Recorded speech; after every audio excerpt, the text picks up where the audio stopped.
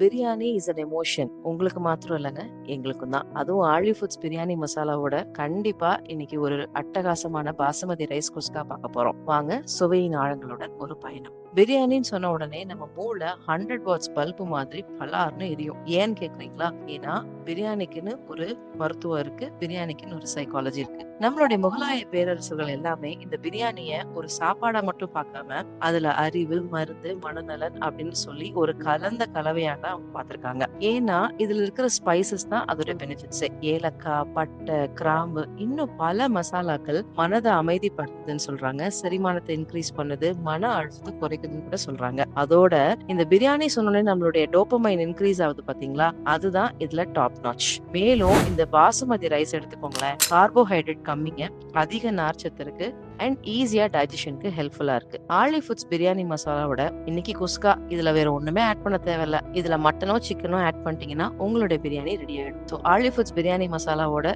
இந்த பிரியாணி செஞ்சு பாருங்க. ஒவ்வொரு மசாலாவும் ஒவ்வொரு கதை சொல்லும்.